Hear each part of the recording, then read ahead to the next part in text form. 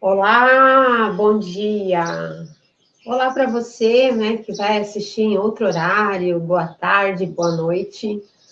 Nós estamos iniciando a nossa Masterclass Como Desenvolver o Intelecto pela Meditação. Eu fico muito feliz, você que adquiriu este produto, você que adquiriu esta formação, que ela realmente possa fazer efeito na sua vida, na sua prática de estudos e a te dar também uma qualidade de vida melhor. Nós vamos aqui trabalhar meditação, trabalhar vida intelectual e ver como o nosso intelecto precisa desenvolver-se nesse contexto, né? Nós vemos hoje um mundo carregado de muita ansiedade, estresse, muita correria, e, obviamente, tudo isso influencia no desempenho da nossa vida intelectual, influencia no resultado dos nossos estudos, no bom êxito dos nossos estudos, né? E isso não tem muito a ver, tá? Ou melhor, realidades externas vão fazer a diferença? Vão, irão fazer diferença, mas eu quero dizer que o segredo fundamental está no nosso interior. Quando nós estamos realmente decididos a estudar, quando nós realmente estamos decididos, tá, a trilhar esse caminho de estudos e descobrimos lá no nosso espírito, né, a gente vai educando o nosso espírito, vai educando a nossa alma e, consequentemente, educando o nosso corpo de uma forma integrada, essas três dimensões do ser humano, nós vamos perceber os bons resultados, bons frutos de uma vida intelectual que impactem de fato a nossa vida e que seja um crescimento saudável, né? Que seja saudável. Então, a gente vai aprender esses elementos aqui na Masterclass, certo? Tenha caderno, tenha uma caneta em mãos para que você anote. Assistir uma aula pode ajudar? Pode. Mas o bom êxito, o desempenho é que você leia, você também está recebendo, né? Estará recebendo um PDF com todo o conteúdo dessa Masterclass, para que possa lhe auxiliar nesses estudos. E que você faça suas anotações, sublinhe, né, as palavras-chave, faça suas anotações, o seu esquema mental. Isso vai fazer diferença e muito, tá? No desempenho da sua compreensão aqui, do que nós iremos trabalhar. Certo? Como estamos falando aí da importância de meditarmos, de nos prepararmos, né, para um bom estudo, eu quero fazer a oração para antes dos nossos estudos aqui, essa oração de Santo Tomás de Aquino. Então, que a gente possa preparar-se e, a partir dela, nós vamos entrar, então, no tema, correto? Em nome do Pai, do Filho e do Espírito Santo. Amém. Criador inefável, que no meio dos tesouros da vossa sabedoria, elegestes hierarquias de anjos e as dispusestes numa ordem admirável acima dos céus, que dispusestes com tanta beleza as partes do universo, vós é quem chamamos a verdadeira fonte de luz e de sabedoria, e o princípio supereminente, dignai-vos derramar sobre as trevas da minha inteligência um raio de vossa clareza. Afastai para longe de mim a dupla obscuridade na qual nasci, o pecado e a ignorância. Vós que tornais eloquente a língua das criancinhas, modelai a minha palavra e derramai nos meus lábios a graça de vossa bênção. Dai-me a penetração da inteligência, a faculdade de lembrar-me, o método e a facilidade do estudo, a profundidade na interpretação e uma graça abundante de expressão. Fortificai o meu estudo, dirigi o seu curso, aperfeiçoai o seu fim. Vós que sois o verdadeiro Deus e verdadeiro homem, e que viveis nos séculos dos séculos. Amém. Vamos começar falando, então, sobre a vida intelectual. O vocábulo inteligência, tá? Ele significa propriamente o quê? O ato mesmo do nosso intelecto, tá? Qual é o ato do intelecto? Inteligir. Santo Tomás de Aquino, ele vai então falar que a intelecção é essa conjugação das palavras intus legere. Intus significa aquilo que está dentro, tá? Que é dentro, no interior, intus. Legere significa estudo, significa a palavra, a reflexão, a leitura. Então, a inteligência é o ato de inteligir, né? O ato do intelecto é inteligir, ou seja, faz uma leitura dentro das coisas. Um homem e uma mulher inteligente são pessoas que vão fazer essa leitura mais profunda das coisas, aprendem a ir nas entrelinhas, aprendem a ler dentro, né? Então, estão captando, né, os símbolos, os signos das palavras e assimilando dentro deles toda aquela compreensão, certo? A intelectualidade não deveria separar-se da espiritualidade. Sei bem que perdemos o sentido dessas relações entre inteligência e alma. Sofre a nossa época da separação que consentiu entre a técnica e o espírito. Essa é uma frase de Jean Guiton. Jean Guiton, que é autor dessa obra aqui, O Trabalho Intelectual, ele vai falar sobre isso.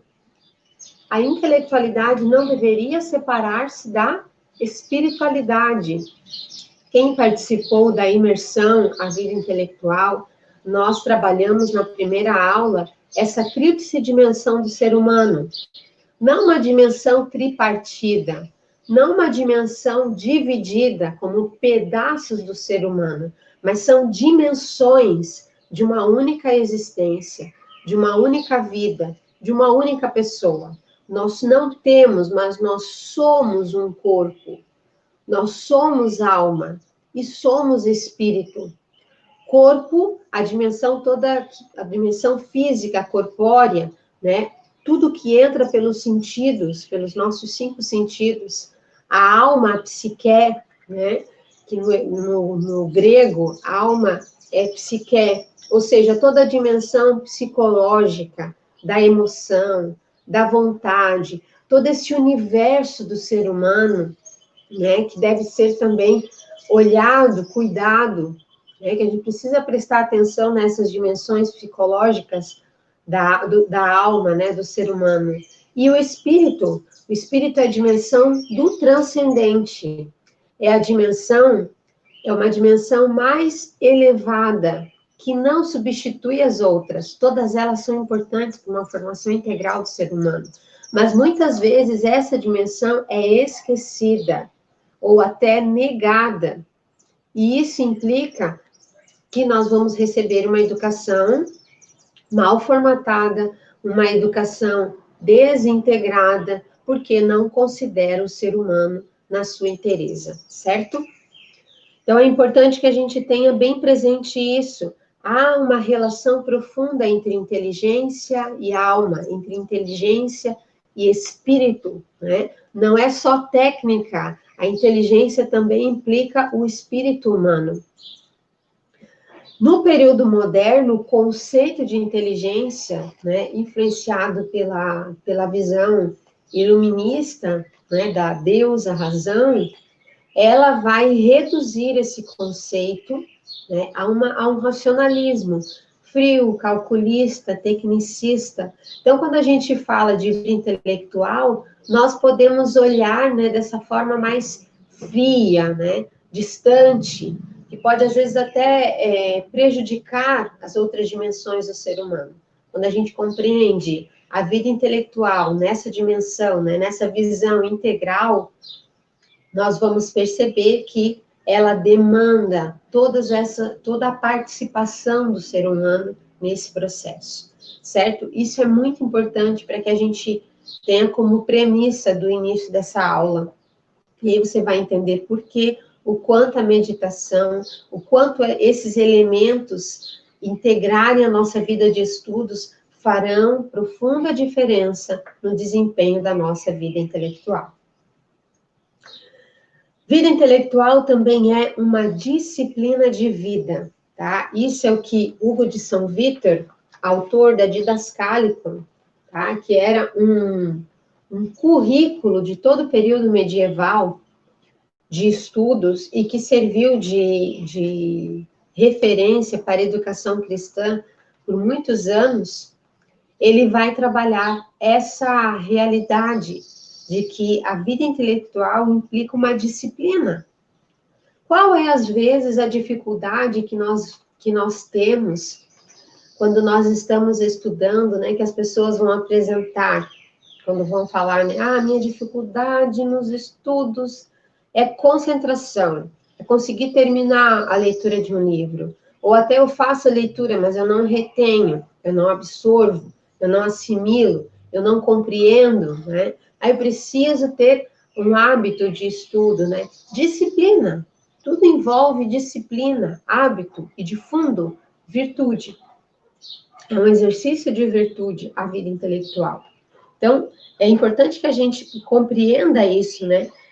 A vida intelectual, ela está relacionada a uma disciplina de vida na qual o conhecimento proposto implica a reflexão sobre o seu valor e o significado na construção integral da pessoa.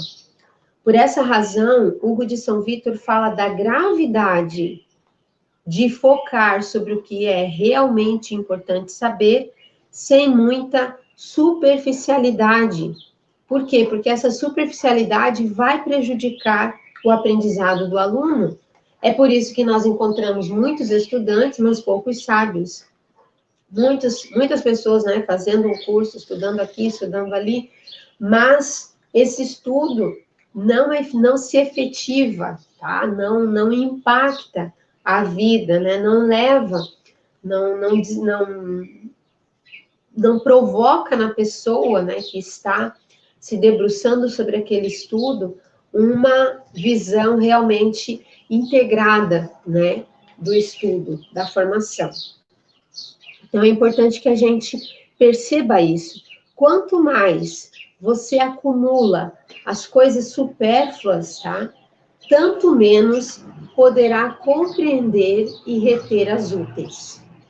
Quanto mais você acumula as coisas supérfluas, tanto menos poderá compreender e reter as úteis.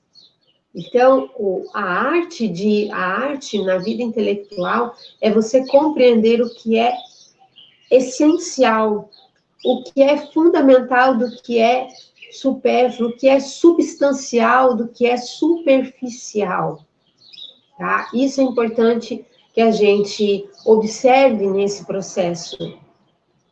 Porque quando nós estamos falando de vida intelectual, quero agora trazer, a gente costuma dizer, vida intelectual, vida profissional, vida amorosa, né?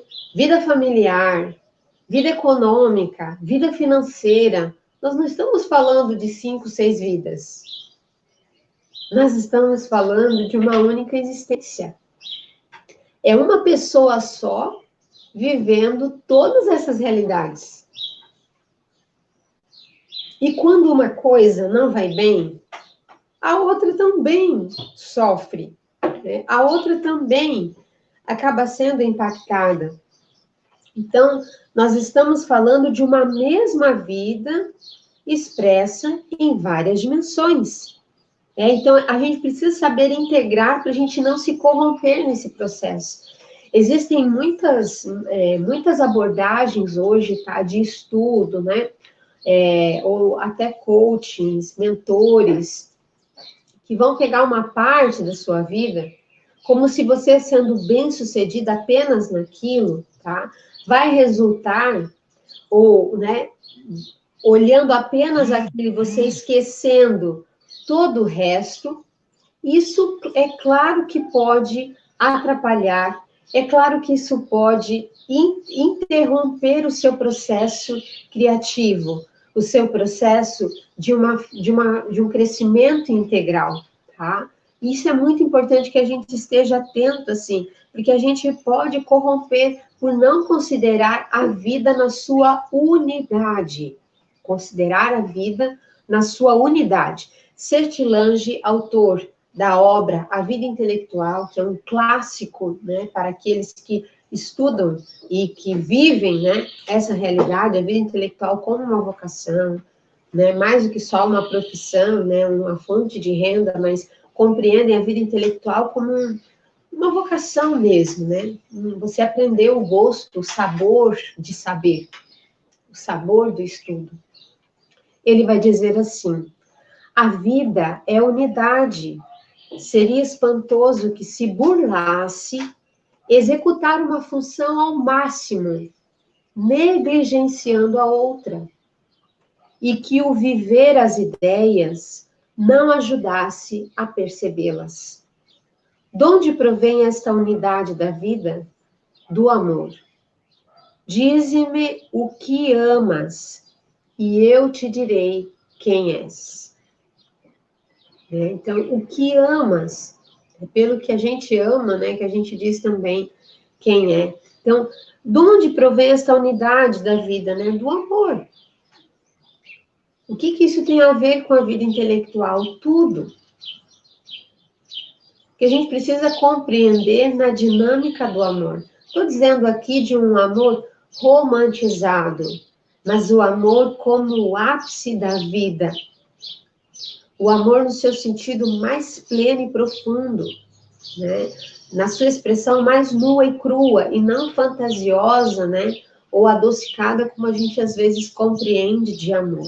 O amor com essa força, o que te leva a fazer alguma coisa, se não for esse amor? O que te leva a cumprir? O que te leva a levantar de madrugada, né? Para várias vezes, para o seu filho pequeno, para você amamentar para o seu bebê?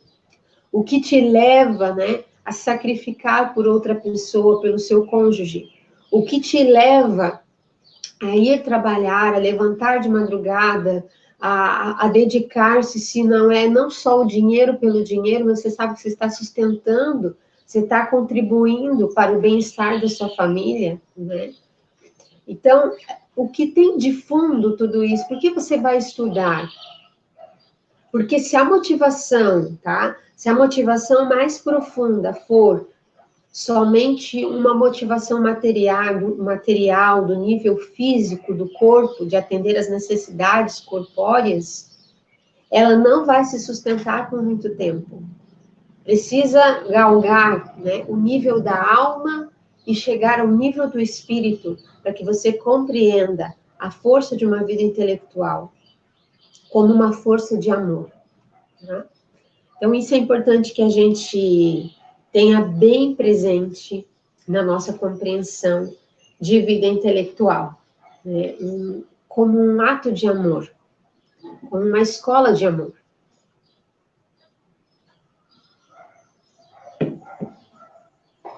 Para você, faz sentido? Talvez você perceba que tudo isso que eu tenha falado até agora seja novo diante do que você já ouviu de professores, de educadores, né, que tem uma visão um pouco estreita, né, pela sua própria formação, uma formação que não é integral, uma formação que não considera o ser humano nessas dimensões de corpo, alma e espírito, e que às vezes você olha apenas nesse nível raso, né, rasteiro, e é claro que não vai te fazer galgar, né, não vai te dar paixão mesmo para fazer a coisa, né, para prosseguir esse caminho de estudos. Há um livro do Papa Francisco, Jorge Mário Bergoglio, quando ele era ainda bispo de Buenos Aires, há um livro, né, que foram várias formações que ele deu aos educadores. O nome é Educar, Exigência e Paixão. Desafios para educadores cristãos. E ele vai dizer: caros educadores, como é grande a tarefa que Jesus coloca em suas mãos. Cultivem sua personalidade, transmitam com seu ser um estilo, uma certeza. Não se entreguem à tentação de fracionar a verdade. Ele ainda diz assim, não nivelem, né, os alunos por baixo. A educação precisa ajudar a elevar essas pessoas e não nivelá-las por baixo. Mostre o esplendor da verdade para aquele que sabe ver, emergindo de cada canto da natureza ou das obras dos homens. Passem ideias iluminadas, para que de posse delas orientem os jovens e as crianças pelos campos da vida. Ajude a criar vínculos, né? Vínculos com pessoas, com lugares, com ideias, porque o crescimento vem com a criação de pertenças. Aceitem o esforço de se manterem de pé, superando os obstáculos. Tenham amor pela verdade. A vida intelectual, ela brota do amor, o amor à verdade, pelo bem e pela beleza. Amor ao bem, amor à verdade, amor à beleza. O conhecimento, se ele não tiver essa orientação, essa motivação, a sua orientação, o seu fim também não será benéfico. Sempre falo, né? Algumas descobertas científicas, dependendo de quem usa essa descoberta, pode ser usada para um bem, né? Como a radiação.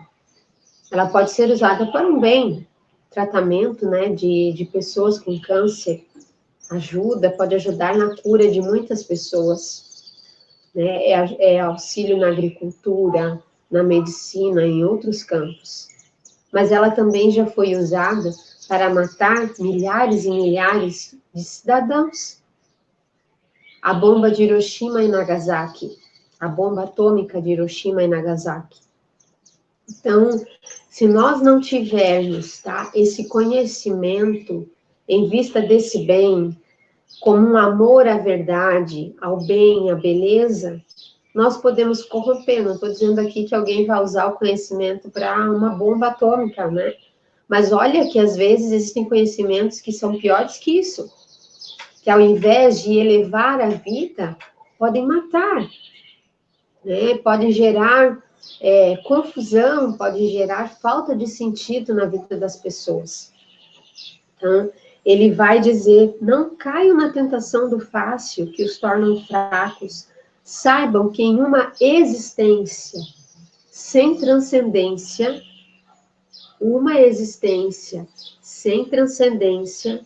as coisas se tornam ídolos, e os ídolos se tornam demônios que assolam e devoram as pessoas que pretendiam desfrutá-las. Olha que forte essa reflexão, né, do Papa Francisco aos educadores. Que forte essa reflexão. Então, é importante que a gente tenha muito presente, né, essa educação com transcendência, que chega e educa também o nosso espírito, tá? E aí, nisso, a gente sabe que o intelectual, ele precisa de solidão, ele precisa de espaços de silêncio, mas é uma solidão fértil, e não em um isolamento estéril, né? De não querer, não gostar das pessoas. A gente se retira, né, nesses momentos de estudo para que a gente possa se devolver melhor às pessoas. O quanto a convivência nos faz bem, nos humaniza, né? Então, esses momentos devem nos levar a crescermos nas relações também. A vida intelectual, ela deve, né, nos ajudar também a isso, a compreensão melhor da realidade, tá? Isso é muito importante. A dimensão integradora da vida intelectual, como nós falávamos, né? Por quê? Porque às vezes a gente tem uma visão intelectual ligada à produtividade tecnológica, de caráter quantitativo. E aqui eu estou falando no âmbito qualitativo de vida intelectual. Diz respeito a um sentido mais profundo. Novamente, aqui enfatizando o que eu já li dessa obra aqui do Papa Francisco. É um amor ao bem e à verdade. Então, nessa perspectiva, a vida intelectual está relacionada a quê? A maturação da personalidade.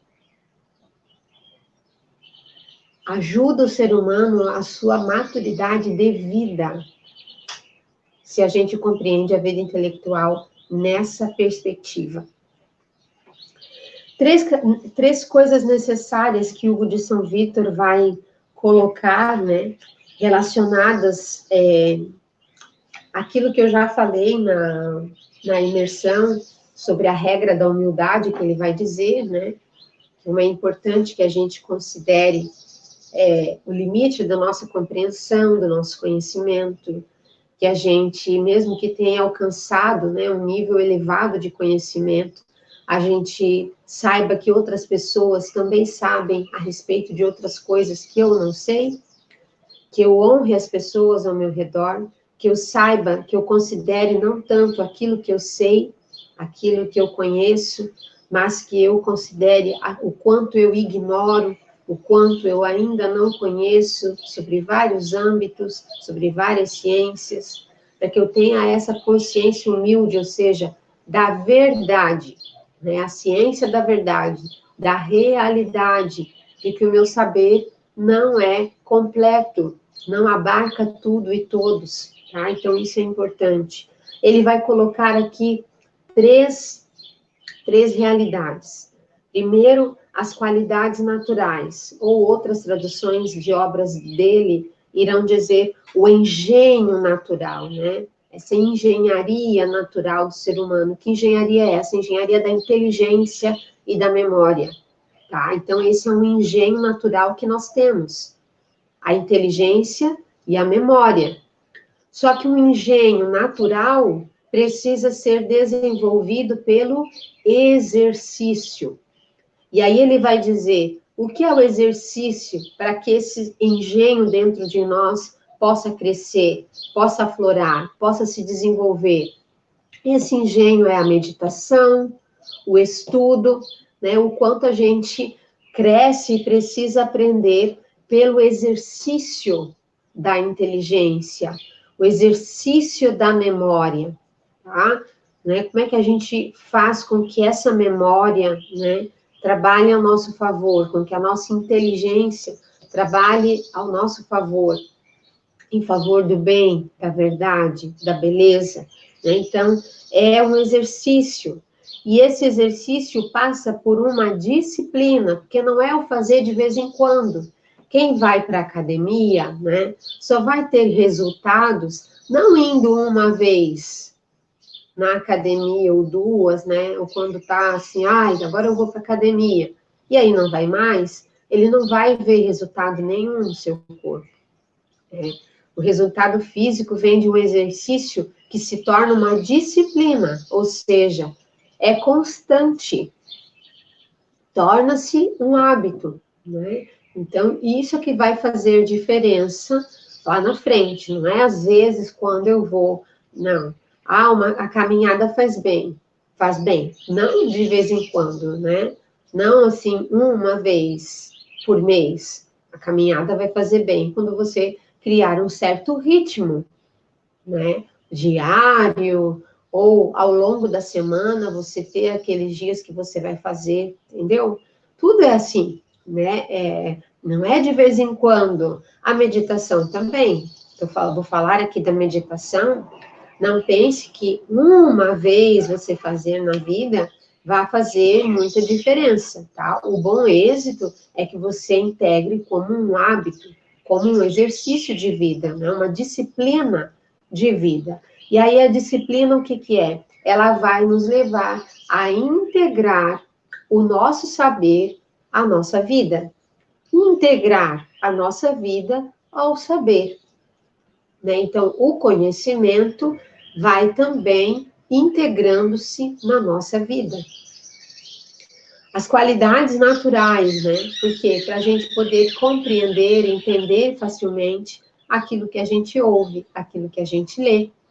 Memorize firmemente aquilo que entendeu. O exercício, educando essas qualidades naturais, mediante aquilo que eu já disse, a persistência, o trabalho constante. A disciplina vai ser harmonizar a sua conduta de vida com o saber. Então, diante disso, a gente vai ver, né, que desse engenho, né, dessa qualidade natural, a inteligência e a memória, né, elas precisam estar unidas, porque se uma faltar, a outra não vai dar conta. Se eu não tiver inteligência, né, a minha memória, eu vou memorizar o que eu inteligi, né? E se eu tiver só inteligência, não tiver não fizer memória daquilo que eu inteligi, é claro que também vai ficar faltando.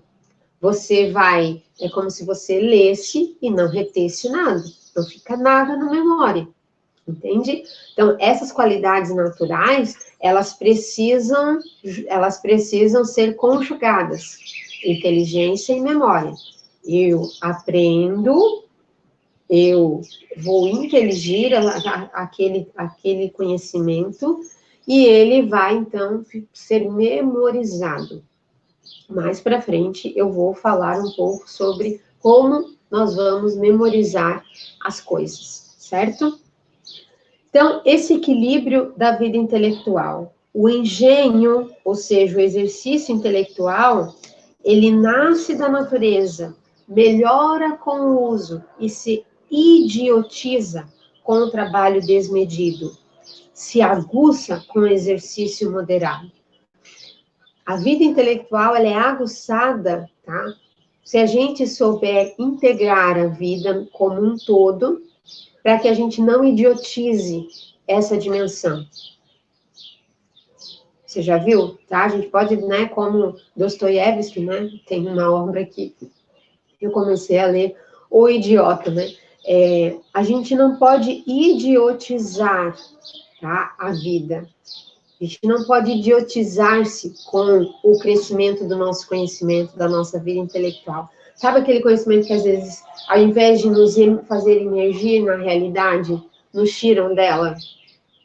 Entende? E você você fica tão fora, né? Você fica tanto na teoria e elas não te ajudam a fazer essa relação com o real. Tá? Isso vai te idiotizar. Você vai estudar tanto e não vai usar esse conhecimento para integrar a sua vida. Porque esse saber te leva a uma nova disciplina de vida. Tá? Isso pode te idiotizar. Né? Então, é importante que ele vai dizer isso. A filósofa Maria Nogueira, ela vai dizer: a nossa capacidade para a compreensão das coisas, ou para o saber teórico, ou ainda, a nossa inteligência e a nossa memória precisam ser estimuladas com atividades que advêm da leitura e da meditação, certo? Mas é preciso que eu tenha uma noção de justa medida em tudo que fazemos. Então, a ponderação aqui é fundamental. É fundamental. O excesso pode te adoecer. E ao invés de você assimilar de fato, quantas pessoas adoecem, né, num processo de estudo, porque falta, né, regar esse caminho sério de estudos, a vida intelectual, integrando a vida, considerando as outras dimensões, as necessidades do corpo, da alma e do espírito. A falta, né, gera estresse, ansiedade, te desconecta da realidade, gera, às vezes, em muitas pessoas, uma falta profunda de sentido de vida. E olha, vou dizer que muitos chegam até mesmo ao suicídio por falta dessa compreensão mais integrada da vida intelectual. Então, é importante que a gente faça, né, essa justa medida em tudo que a gente faz. Não só na nossa conduta de vida, mas também no aperfeiçoamento da nossa capacidade de entender e de memorizar, né? Então, esse exercício, ele melhora a força natural que temos para conhecer.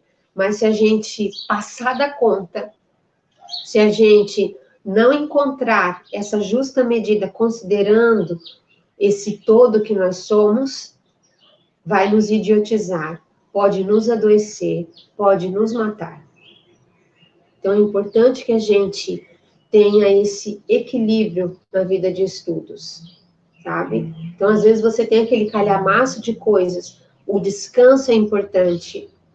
Uma noite de sono, a privação de sono, ela pode se tirar. É claro que não é um excesso de sono, tá? Você, às vezes, vai ter que se levantar, aprender a levantar mais cedo, mas saber ir dormir mais cedo.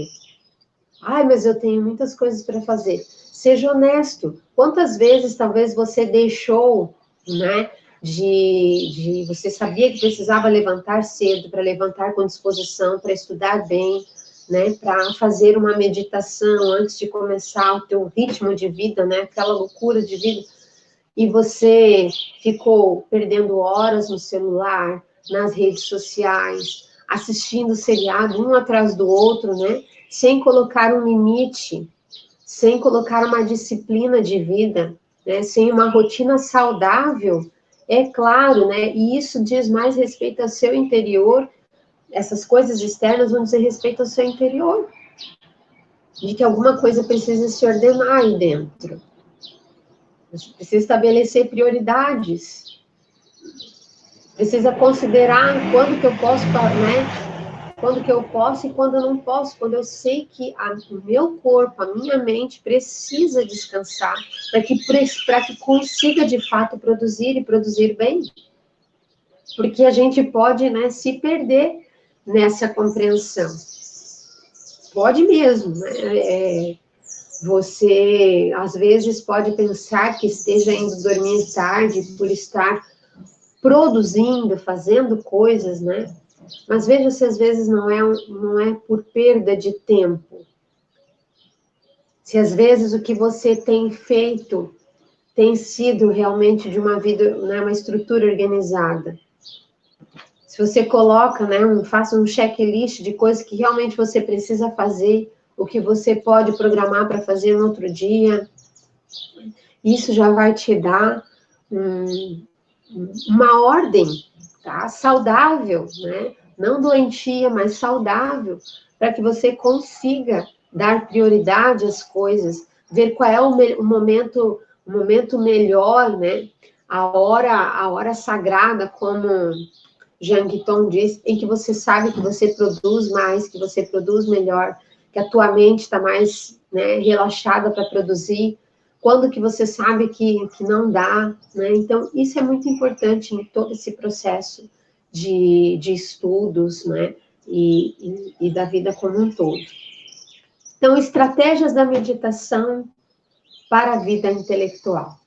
Até aqui a gente foi levando você a perceber, a compreender, né, nessa nova abordagem, que é a abordagem clássica da vida intelectual, que muitas vezes fora esquecida, fora negada, fora até de uma forma reduzida, né, e que acaba levando a uma visão desintegrada do ser humano, que não tem sido boa para o bom êxito da vida intelectual e do ser humano como um todo.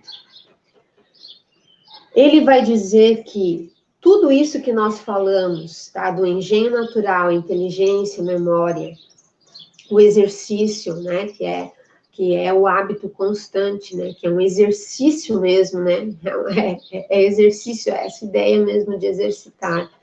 e que vai levar uma disciplina de vida, ou seja, eu vou integrar, harmonizar o meu saber, a minha vida, com a minha vida, ele vai dizer que existem dois elementos pelos quais a gente adquire conhecimento: a leitura e a meditação. A leitura e a meditação. Então, o Hugo de São Vítor vai apresentar esses dois elementos. Primeiro eu quero falar, então, o meu foco hoje é a meditação, mas a gente sabe, obviamente, que todo conhecimento você recebeu também como bônus, né? A imersão, a vida intelectual, e você ali aprendeu sobre a arte de ler, o quanto qualquer conhecimento passa pela tua fluência numa leitura. Se você não tiver disposição, se você não tiver gosto, se você não tiver habilidade em ler, vai travar qualquer conhecimento, porque você vai precisar ler sobre ele, estudar sobre ele. Implica saber ler, habilidade de ler. Talvez você vai, né, patinar na leitura, e isso vai também te fazer patinar na compreensão, no conhecimento. Então, a literacia, né, que é a arte de uma boa leitura, né, domínio de leitura, compreensão e interpretação do texto lido, ele vai ser condição sine qua non para você aprender qualquer outra coisa na vida. A meditação, vamos falar sobre ela. Alguns autores definem a meditação como uma prática de relaxamento corporal e mental, tá? Esse é o foco. Procurando o quê? Concentrar-se em algum foco, interior ou exterior, tá? Então, a gente sabe que existem várias linhas, né? Várias práticas de meditação, mas em síntese, ela quer levar a isso, a um relaxamento do corpo, a uma atenção corporal, né? Uma consciência corporal e mental. Você, então, coloca a sua atenção, você vai se concentrar em alguma realidade, em algum elemento interno ou externo a você, certo? Então, em síntese, a meditação é isso. A meditação oriental, né, do qual advém algumas religiões, encontra ressonância também no cristianismo, né, com o qual João Paulo II irá dizer, né, que nós precisamos respirar com 2 pulmões, do Oriente e do Ocidente. Então, também há uma arte oriental que nós, ocidentais, podemos aprender e muito, tá? E esse caminho de meditação, da contemplação, nós, ocidentais, precisamos desenvolver um pouco mais, né? Precisamos aprender a desenvolver mais, resgatar aquilo que nós já tínhamos, né? E que precisa, então, levar a isso, uma unificação da mente, do corpo, da alma, né? Em direção ao transcendente, né? Então, elevando o espírito, transcendendo, tá? A raiz latina da palavra meditação vem de meditatum, que significa o quê? Ponderar, estudar. Meditar é essa ponderação concentrada, é esse estudo concentrado sobre um foco, sobre um tema, sobre um assunto, sobre uma realidade. Então, a gente, né, o mais comum, né, é a gente falar, né, que a ação de meditar, né, é meditare do latim, ou seja, voltar-se para o centro. Voltar-se para o centro. A doutora Cláudia Feitosa Santana, ela é doutora em neurociência pela USP, ela vai dizer que a meditação é um estado de espírito de observação do tempo presente. Então, a gente observa a respiração, observa os nossos pensamentos, observa o que a gente está sentindo, o que a gente está pensando, né? Então, ela vai fazer um estudo profundo, uma pesquisa, né, sobre os efeitos da meditação na pessoa. E a neurociência aponta para melhoras significativas na qualidade de vida das pessoas, tá? Dos praticantes. Não de quem, de novo eu tô falando, de quem pratica como um exercício constante, tá? Não às vezes. Mas até quando a gente faz uma vez ou outra, naqueles momentos assim de maior tensão, você vai perceber que ajuda sim nesse processo, mas o bom êxito, a qualidade mesmo, tá? Você vai ver o efeito da meditação quando isso se torna um exercício, uma prática constante na sua vida. Em relação aos estudos, os resultados apontam para o bom êxito daqueles que associam os recursos da meditação com o desempenho nos estudos. Então, você associa os recursos da meditação com o desempenho nos estudos, tá? Ou seja, há estudos que mostram o quanto o hábito de meditar qualificam também o bom êxito nos estudos, na assimilação do conteúdo. Se você vai estudar para uma prova, estudar, né, para algo específico, ou não só, você tem um hábito diário. Então, quando você vai ler, quando você vai meditar sobre aquilo que a memória guardou, né, daquilo que você leu, daquilo que você está aprendendo, é claro que o efeito é muito maior em quem tem esse hábito do que em quem vai simplesmente direto no texto, né? Não degusta na memória esse texto. É claro que ele vai ficar perdido, tá? É como se você, né? Sabe quando você está produzindo um texto, um material no seu computador, e de repente você perde aquilo. Você não sabe, né, onde salvou. Você tem que buscar na memória do computador, ou seja, não ficou salvo, você não reteve, né? Você não guardou, você não salvou aquilo. O que acontece? Tudo que você escreveu até ali, você perde. Digamos que, né, acabou a memória ali do computador, né, a bateria acabou ali, né, e às vezes salva, né, salva ali com um documento recente, e às vezes não. Então, o que acontece? Tudo que você fez, perdeu tudo. O que você tem que fazer? Tudo de novo, você tem que estudar tudo de novo. Você tem que ler, você tem que escrever tudo de novo, por quê? Porque a tua memória não guardou, você não fez um hábito, um exercício de pensar, de refletir, de meditar sobre aquele conteúdo, não guardou nada. A tua cabeça, tá? A tua mente é assim. Existem coisas que você lê, estuda, e aí você vai, nossa, não ficou nada. Por que tantos dias, tantas horas, né? Por quê? Porque você não fez esse preparo, né? Não regou não, você não fez memória, não salvou nada, tá? Não salvou nada. Então, é tempo perdido. Literalmente, é tempo perdido. É importante eu dizer o que não é a meditação, tá? Porque algumas pessoas vão pensar que meditar é ficar assim, com a cabeça vazia, tá? É esvaziar tudo, né? Então, é como se você precisasse esvaziar a sua mente, você não pensar em nada, não ter nada, tá? E meditar não é especificamente isso. Você vai concentrar o teu pensamento, você vai concentrar-se em algo, mas você não vai esquecer quem você é, esquecer os seus problemas, esquecer que você tem os boletos para pagar, esquecer que você tem filhos para criar, para cuidar, para educar, que você tem, né, alguém doente na sua família que você precisa ajudar, que você precisa fazer as contas, que você precisa resolver questões, que você precisa trabalhar. Não é que você esqueça, tá? Que você jogue, né, no campo do nada, né, no limbo, assim, como se não, né? Você diz, eu não consigo meditar, né? Porque eu continuo, não. Olha a sabedoria de uma doutora da igreja, Santa Teresa d'Ávila.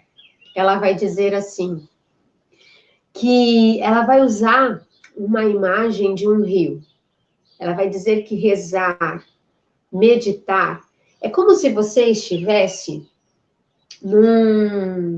como se você estivesse diante desse rio, tá? Meditar é você sentar, focar no rio. Você vai olhar, vai ver o rio passando. De vez em quando, nesse rio, passam alguns gravetos. Passam alguns gravetos maiores, alguns galhos, né, maiores. Ou seja, os pensamentos, as preocupações. Dependendo da circunstância, passa até um tronco ali, né, de tão grande que seja, às vezes, uma demanda que você tem, uma preocupação, um problema que você tem. Mas a arte é você não pegar o graveto e brincar com ele. Não queira resolver aquilo naquele momento. Medite. As preocupações vão vir na sua mente e você vai deixar passar o rio. Vão vir outras e outras e você permanece olhando para o rio. Não brinque com os gravetos, tá? A arte de meditar não é mente vazia. Não é esquecer as coisas. É você criar essa ordem. Olha o quanto isso vai te fazer bem. O quanto isso vai te ajudar a estar, a priorizar as coisas. Aquele momento você está contemplando, você está meditando o rio. Nem chegou à contemplação, você está meditando. Fixa, deixa o rio fluir. Não pare nos gravetos. Não pegue os galhos, nem troncos. Deixe. Talvez você chore, talvez aquilo venha. Deixa passar. E permaneça. Crie esse exercício. Continue. Continue olhando para o rio. Permaneça.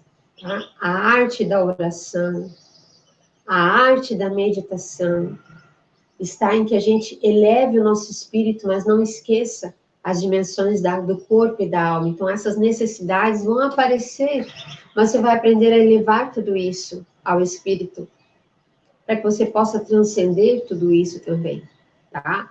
Então, é esse hábito, né, de deixar fluir o rio. Deixa fluir. Deixa fluir. Vai entregando, né?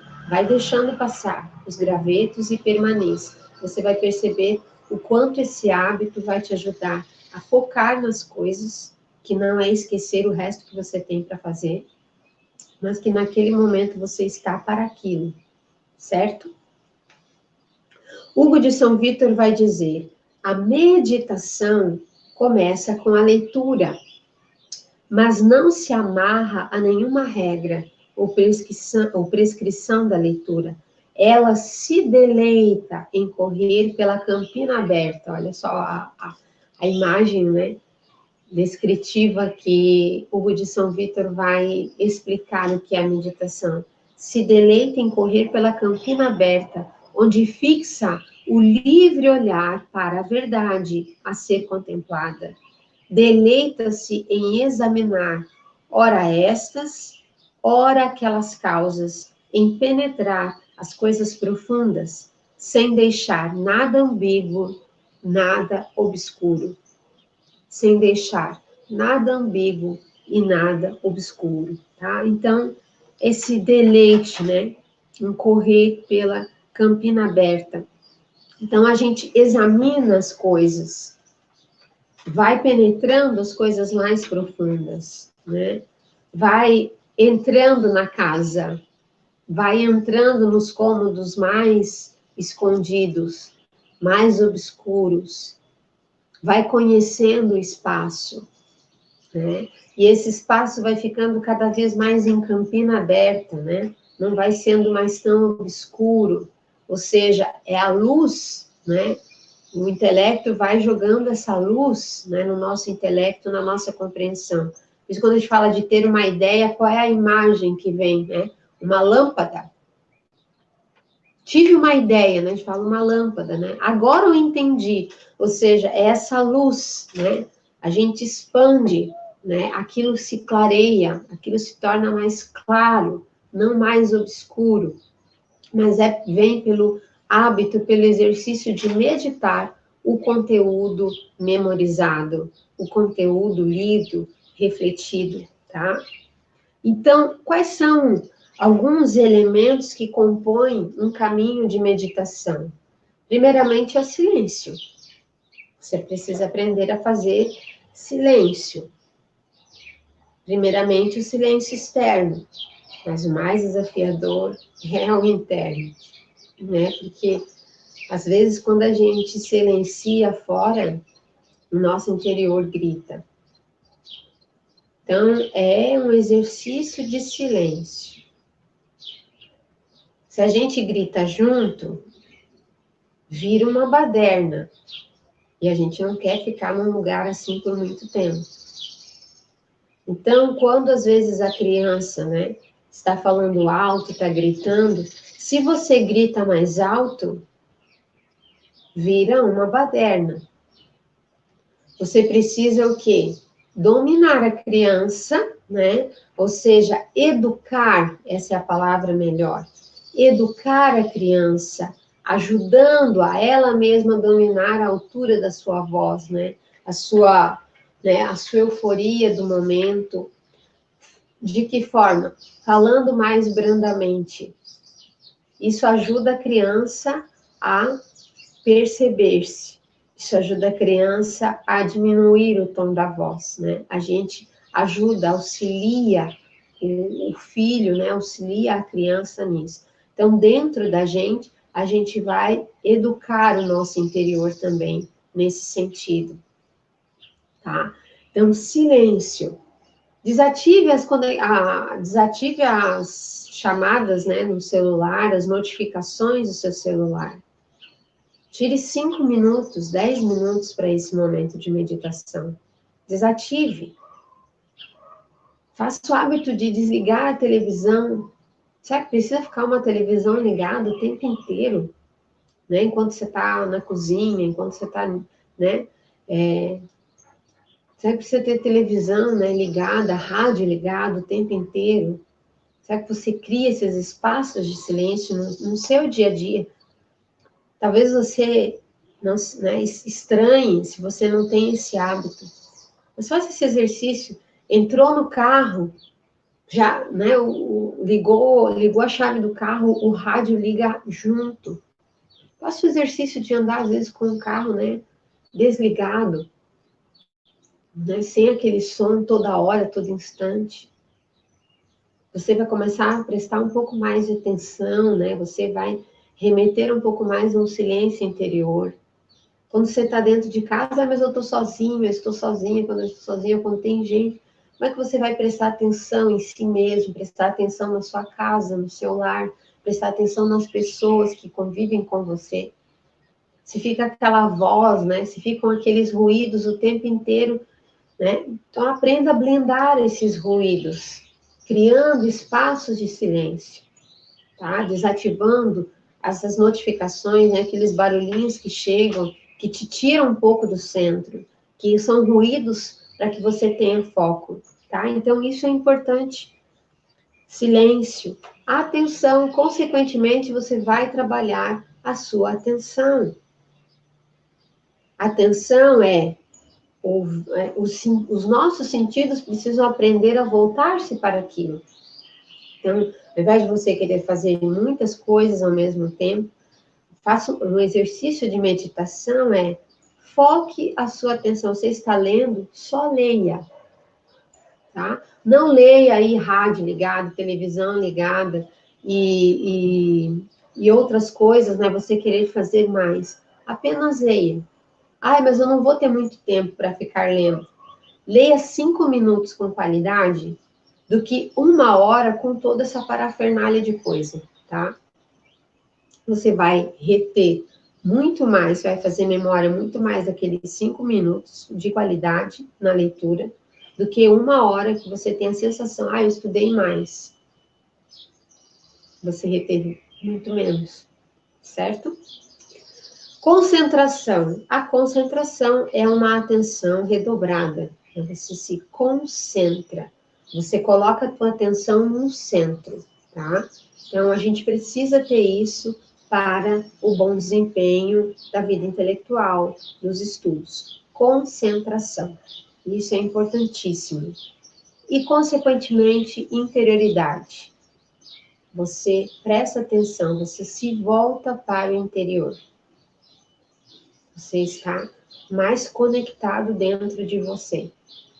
Quando você começar a fazer exercícios de silêncio, de atenção, concentração, o teu mundo interior, você estará muito mais conectado, você estará muito mais atento a ele.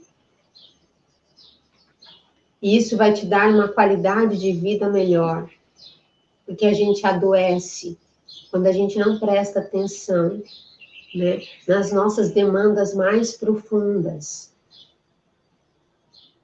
Tá? Então, criar todo esse espaço, essa ambientação, para que a gente possa meditar. Presta atenção na tua respiração, como você respira. Presta atenção no teu corpo, nos movimentos do teu corpo. Quando você for fazer esse exercício, você vai perceber se a coluna te incomoda, né? A forma como que você fica, né? Com as pernas dobradas, né? Ou não, né? Se você fica de joelho, se você fica com as pernas cruzadas, né? A coluna ereta, a coluna nos ajuda, né? A essa integração, a respirarmos melhor, a termos uma atenção mais consciente dentro da gente, ao nosso redor, tá? Então, tudo isso são elementos que irão ajudar na meditação, irão ajudar na nossa consciência corpórea, nossa consciência, né, da alma psicológica e a nossa consciência espiritual. Por que as universidades, elas nascem num contexto onde tudo isso é muito importante no processo de assimilação do conhecimento? Tá? Os grandes mestres intelectuais, né, das grandes universidades, das primeiras universidades, eles são mestres também nessa dimensão. A vida monástica, né, eu já falei, já trouxe como os monges, né, têm uma capacidade de assimilação, de consciência, de aprendizado que nós às vezes não temos. No aprendizado de um novo idioma, é fantástico. Por quê? Porque eles têm um hábito de meditação, de atenção, que quando vão estudar, quando vão fazer uma leitura, retêm com muito mais qualidade, são muito mais precisos na sua compreensão e, consequentemente, na interpretação. Hoje, né, nas escolas, às vezes se diz, né, para o aluno que ele precisa interpretar texto, interpretar toda a prova tem interpretação. Gente, a interpretação é um nível que pressupõe uma boa leitura. Você primeiro precisa saber ler, ter fluência. Então, faça o exercício de ler em voz alta, de compreender os vocábulos que você está lendo, ir no dicionário, aqueles que você não entende, você vai elevando o seu nível de compreensão, o seu vocabulário, tá? Então, a gente precisa ler, a arte de ler, primeiramente saber ler e ler bem. Depois, para a gente compreender o que a gente está lendo, para depois dar o passo da interpretação do texto. Como você vai interpretar algo que você não compreendeu, e não compreendeu porque não leu bem? Né? Não sou eu, mas quantos vão dizer, estudos, né, aqui no nosso país, infelizmente, mostram, hoje, que muitos de nós somos analfabetos funcionais.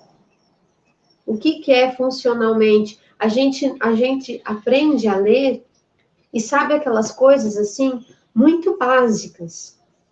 E mesmo tendo passado por uma faculdade, por um ensino superior, a gente não consegue escrever, expressar-se, né, num e-mail, numa mensagem, num comunicado, se você tem que falar alguma coisa, se você tem que escrever, toda essa dificuldade que às vezes a gente tem de fazer, de nos expressarmos em texto e em palavras, é decorrente dessa falta de hábito de leitura, né? A falta da fluência de textos, né? Da gente às vezes ler aqui, né? Corriqueiramente, hoje em dia a gente abrevia tudo, a gente usa muitos símbolos, né? Muitas palavras, muitos apelidos, né? Abrevia tudo, né? Fala EAE, né? E quantas coisas a gente quando vai realmente tendo que fazer, né, uma redação, um texto, nossa, como a gente apanha com isso, por quê? Porque falta esses hábitos que são tão importantes. Atenção, concentração da atividade mental sobre um objeto determinado, né? Então, é importante que a gente tenha presente isso. Se você né, tem dificuldade, você precisa fazer esse exercício de atenção. E a atenção exige uma certa energia da gente. Se eu assisto algo, tá? Né, nas teorias da comunicação, a comunicação mais saturada, ou seja, que deixa o interlocutor mais passivo na sua criatividade, no exercício da sua inteligência, é aquela comunicação em que eu vejo e ouço. Então, a imagem se apresenta, os sons, então eu fico só assistindo. Eu assisto TV, eu assisto uma aula, eu assisto. Quando o professor diz, anotem aí, né, eu vou lá com o celularzinho, né, ou seja, eu não faço, né, a minha síntese, eu não faço o esforço de ler, de estudar, de anotar.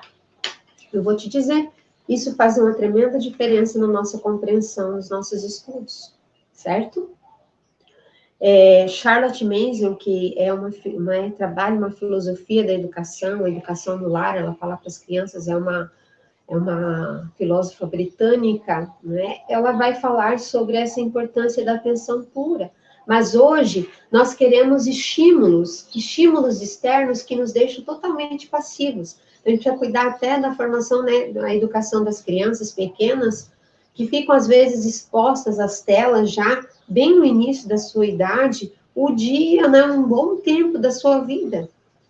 Isso vai demandar que a criança não ative dentro dela a criatividade, uma energia, né, de participação, de compreensão, né, da inteligência mesmo. Por quê? Porque ela vai receber tudo passivamente, ela vai querer cada vez mais estímulos externos, né, os videogames, tudo aquilo que me vem, né, a ação, né, fora, assim, daquele movimento natural das coisas, tudo é muito relâmpago, tudo é muito, né, então a gente vai querendo cada vez mais esses estímulos externos, e que nos deixam cada vez mais passivos. E eu penso que aquilo ali, nossa, está me saciando, né? Está saturando. Aquilo ali eu estou recebendo como se eu fizesse parte daquela ação, mas eu estou inerte diante daquilo. Aquilo não estimula, né? Não desbrava em mim movimento, exercício da mente, exercício do corpo, exercício da alma, certo?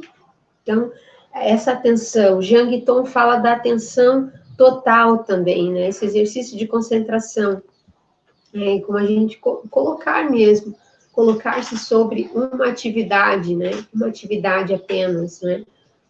Focar-nos sobre isso e fazer disso uma habilidade, né? Por quê? Porque a habilidade da atenção melhora a comunicação e o foco sobre as coisas. Melhora a nossa comunicação, eu estou atento, eu vou me comunicar melhor. Eu escuto bem, eu falo bem. Eu presto atenção. Eu, consequentemente, vou me comunicar, minha comunicação vai ser mais assertiva, não é falar muito, mas falar bem, o que precisa ser colocado, falado. Reduz a ansiedade e o estresse e potencializa as nossas habilidades cognitivas, tá? A atenção hoje, muitos estudiosos vão trazer como um dos recursos mais importantes para o homem e a mulher do nosso século, que caem constantemente. O que nos deixa ansiosos? O que é ansiedade? O que a ansiedade provoca? A gente, antecipa o futuro a todo instante. A gente está aqui, mas não está.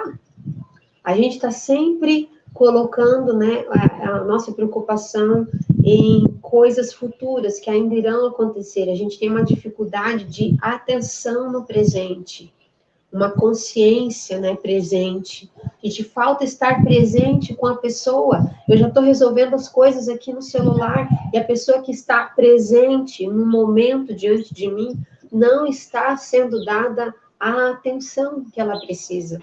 Eu não olho nos olhos, Esse hábito de eu tirar, o almoçar, jantar, o café, em família, com a pessoa que a gente ama, com um amigo, a gente poder parar, olhar nos olhos e prestar atenção.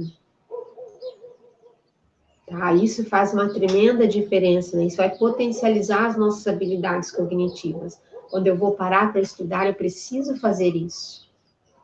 Eu preciso fazer isso, eu preciso me blindar daqueles ruídos, daquelas distrações, que irão tirar a minha atenção, ou seja, vão pulverizar a minha atenção. A nossa energia vai estar espalhada,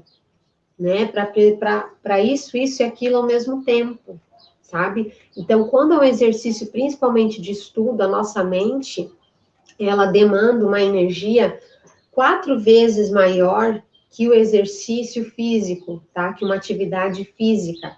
Então, quando você está fazendo uma atividade física, dependendo da atividade física também, porque às vezes ela vai exigir, ela vai conjugar uma atenção da mente, você está fazendo algo, físico, uma habilidade que você precisa ali estar também com a sua atenção. Por exemplo, você está fazendo um almoço, você está lavando roupa, você consegue administrar com outras questões, com outras coisas.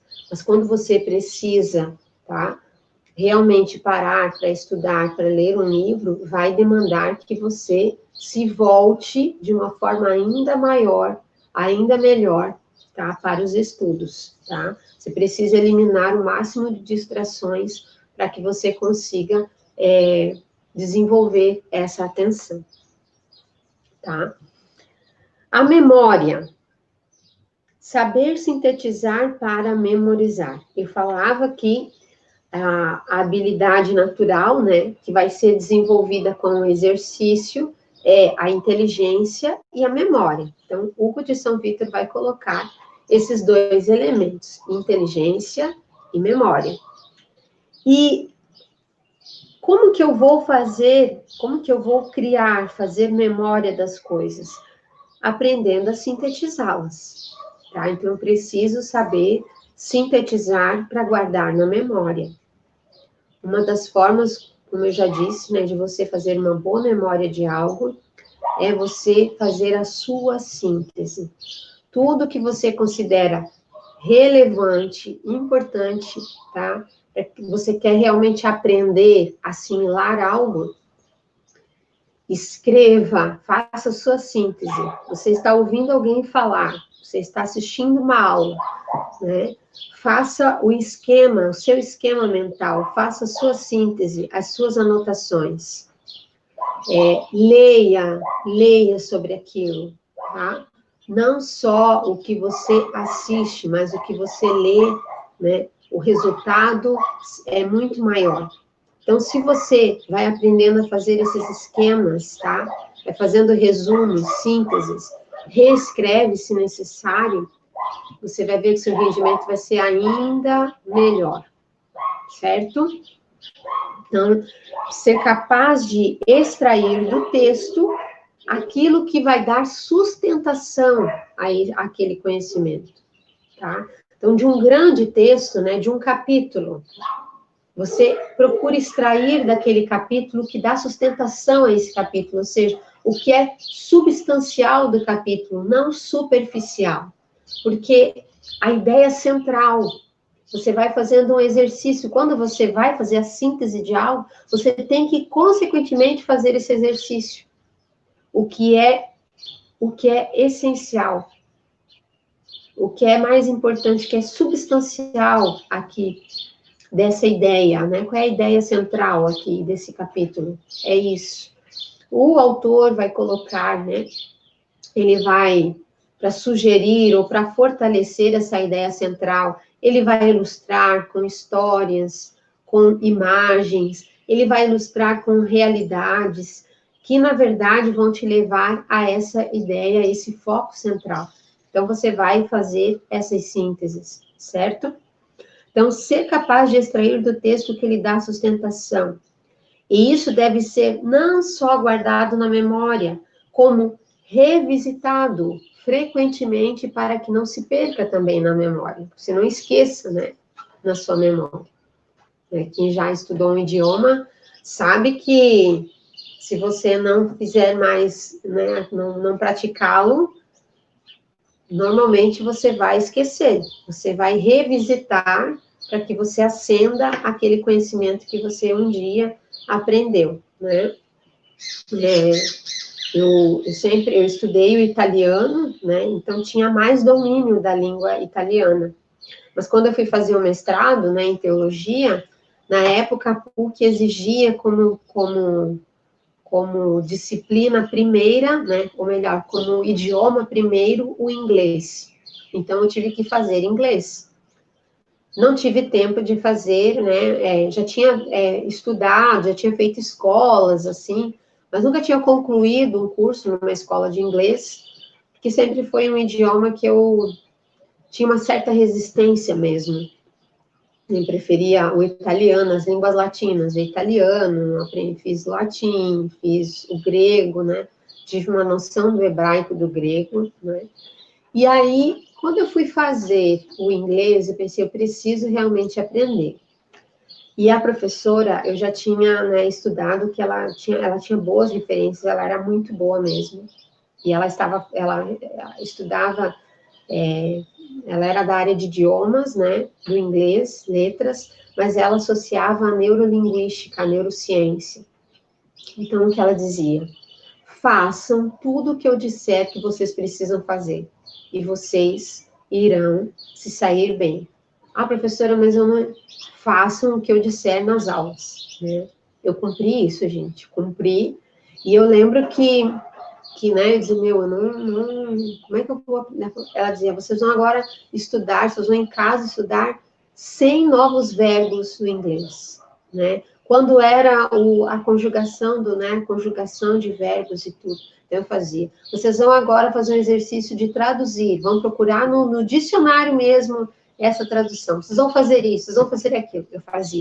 Eu fazia mesmo, fazia exercício, virou um caderno o meu exercício. Foi um semestre. Quando eu fiz a prova, né, a última, que foi uma tradução, as outras eram perguntas em inglês, eu tinha que responder e tal, né? E responder em inglês, outras eu tinha que traduzir e tal. A última era uma tradução de um texto em inglês. Eu olhei 2 vezes só no dicionário, porque todo o texto, com aquilo que eu fui aprendendo nas aulas e que eu fui fazendo estava vivo ali. Eu fui fazendo a tradução livre, né? Mas eu não me considerava alguém, assim, com domínio, né, no inglês, não mesmo. E aí, o que aconteceu, eu fui receber, quando eu fui pegar o resultado da prova, né, e era na PUC a prova, e diziam que era bom fazer na federal, porque era mais fácil de passar.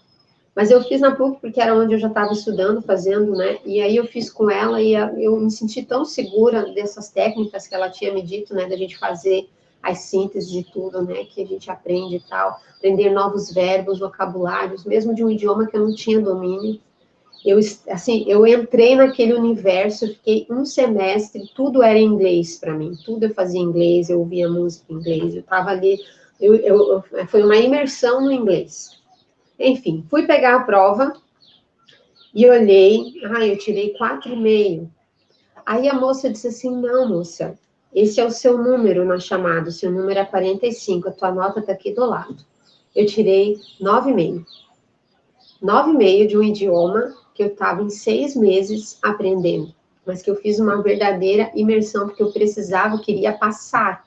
E eu não esperava que eu fosse, né, ter um resultado assim tão bom. Enfim, passei, me saí bem, né, muito bem na prova. Recebi, né, a nota, né, de proficiência, né, em inglês. E aí, o que eu fiz? Não estudei mais. Não, né, não era o idioma, assim, que eu fiz mesmo porque eu tinha como meta, né, eu precisava aprender. E hoje, se vocês me perguntarem, eu teria que aprender tudo de novo. Talvez está ali dentro de mim. Mas a falta do hábito, né, de eu não estudar mais, de eu não ouvir mais nada em inglês, né, eu tornei a minha mente, meu cérebro preguiçoso mesmo. Então, eu tenho que fazer exercício de novo. Quem vai para uma academia, pode ser que vá todos os dias. Você parou de fazer, né, você sabe que o teu corpo volta, né, volta tudo. E aí você vai ter que, esse retorno, é como se você começasse de novo, tá? Então, é isso um pouco que acontece também com o músculo da nossa, né, o músculo do cérebro, tá? Para a gente compreender melhor as coisas. Então, é um exercício. Por isso, Hugo de São Victor, né, com relação à memória, ele vai valorizar tanto, não é só você, né, o hábito de inteligir as coisas, você precisa fazer memória do que você inteligiu, memória do que você leu. E o que te ajuda na memória? Fazer sínteses, tá? Escrever, tá? Fazer os seus esquemas, revisitar essas sínteses. Por isso, aconselho você estudante, a não alegrar-se excessivamente por ler muitas coisas, mas por entender muitas coisas. E não somente entender, mas poder memorizar. Do contrário, não adianta ler muito, nem entender muito. Não adianta ler muito e não entender. Não adianta ler muito, entender muito e não memorizar isso que você está lendo, né? Então, é importantíssimo que eu crie esses hábitos, como na meditação, crie esse hábito de silêncio, de atenção, de interiorização, para que você também possa ter um bom desempenho na vida intelectual, um bom desempenho nos conteúdos que você for estudar, que você for ler, seja em qualquer campo da vida, tá? E eu quero encerrar falando sobre o gosto pelo saber. A gente precisa ter gosto por saber. A palavra sabedoria, ela é a conjugação de duas palavras no latim. Sapere e sapore. Sapere e sapore. Tá? Então, são essas duas palavras que conjugam a palavra sabedoria.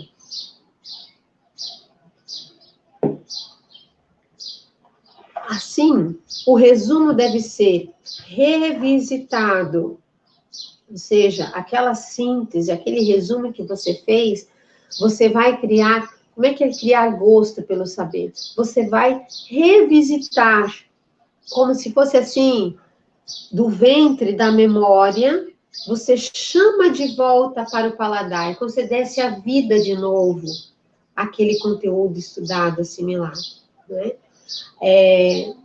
Para meditar, né, a meditação cristã, os 4 degraus, né, da meditação, segundo, né, da Lexio Divina, por exemplo, segundo o Dom Guido, né, o bispo Guigo, ele vai dizer assim, que a meditação é aquele momento onde você precisa ruminar. E né, quem que rumina, né? A vaca, ela rumina, ou seja, ela come um alimento, né? Você vai se alimentar de um conteúdo, de um conhecimento, e você vai ter o que é ruminação? Você mastiga, você devolve de novo ao paladar, né? É como se você engolisse e devolvesse ao paladar, você rumina aquilo, né? Você vai ao ventre, né? Do ventre da memória, você chama de volta à vida aquilo. É como se você novamente traz para o paladar, né? Você traz ao gosto de novo aquele conhecimento. Então, sapere e sapore, né? O saber também precisa nos dar sabor, também tem um sabor. Às vezes é um sabor amargo, às vezes é um sabor doce, né? Que sabor que tem esse conhecimento na sua vida? O saber também conjuga-se ao sabor das coisas. E a gente precisa aprender a refinar o nosso paladar. Né? Um paladar refinado, um paladar que logo reconhece o sabor daquilo que está alimentando, né? Se é um sabor, se é um conhecimento bom, se é um conhecimento substancioso, se é aquoso, né? Se é amargo, se é azedo, se é doce, né? Então, tudo isso a gente vai pelo exercício, tá? Dessa meditação, de meditar as coisas, ruminando-as constantemente, tá? Dando vida, trazendo a luz, para que a gente reflita sobre elas, né? Traga de novo. Às vezes isso não vai acontecer você sentado, bonitinho na mesa. Você leu, estudou, e a contemplação, ou melhor, e a meditação, você vai estender ao longo do seu dia. Aquele conhecimento, você vai fazer conexão, ele vai aparecer, você está atento a ele, então ele aparece para você de várias formas. Ele aparece, é como se aquela palavra voltasse para você, né? Em vários momentos do dia, você está estudando um tema, é como se aquele tema aparecesse para você. Tudo aquilo que você lê, assistiu uma coisa, viu uma coisa ali, né? Tá dirigindo o carro, tá andando no ônibus, você vê, né, aquela palavra, aquele conteúdo, né? Você vê, às vezes, no título, né, da bolsa de alguém, você vê, às vezes, na frase do carro, está te remetendo, por quê? Porque a tua atenção está sobre aquele tema, sobre aquele assunto. Então, você está assimilando, né, sugando do que a vida apresenta, vai te apresentando como que de mão beijada. Por quê? Porque você está com uma atenção tão retida sobre aquilo, que tudo que você vive, a realidade está te falando daquilo, está apresentando aquilo para você, né? E você vai fazendo esse exercício de meditar sobre aquele conteúdo. Este gosto pelo saber, por sua vez, de nada adianta se não soubermos como conduzi-lo. Ou seja, não basta querer aprender, é preciso saber como aprender. E esse como aparece, né, então, no método de Hugo de São Vítor e dos grandes clássicos. E que método é esse? Se torna uma disciplina de vida, né, que é a consequência final, se torna uma conduta. Você rumina tanto, você medita aquele conteúdo, né? Então, é importante que você busque conteúdos que sejam relevantes, né, que te levem, né, que sejam voltados ao bem, à verdade e à beleza. Porque esses conteúdos irão, consequentemente, fazer esse bem também, vão te, consequentemente, uma nova disciplina de vida, uma disciplina harmonizada a esses conteúdos, harmonizada a esse saber, que vai te dar gosto de viver, sentido de viver, certo? E agora está passando o carro do ovo. Vamos parar um pouquinho, Roger? Da gente... Agora parou. Então, a moderação na leitura, tá? O entendimento daquilo que é importante, né? No resumo, a preocupação, né? Nessa educação, não somente em saber por saber, mas um saber com sabor, tudo isso compõe com rigor e sensibilidade, né? Vão nos dar uma regra de vida que nos leva a uma humildade, que é essa verdade, né? A uma conduta de vida íntegra, que integra essas realidades aprendidas, né, ao contexto da vida, e tudo isso vai nos ajudar e muito, tá? No nosso crescimento de vida intelectual, e não somente isso, mas no nosso crescimento da vida como um todo. É isso que eu desejo de fato para você, tá? Que esse exercício de meditação, esse exercício, essa compreensão mais integrada da vida intelectual, possa te ajudar, que a tua vida de estudos, que a tua vida de conhecimento lhe ajude de fato a crescer como pessoa, como ser humano, e você saiba colocar esses conhecimentos ao serviço da humanidade. Esses conhecimentos voltados para o bem, para a verdade e para a beleza. Muito obrigada a você que adquiriu essa Masterclass. E nos vemos em próximos, né, encontros. Continue ligado aí, sintonizado também naquilo que a gente continua oferecendo e entregando em nossas redes sociais, aqui no canal Intus Legere e também no Telegram, certo? Deus abençoe você.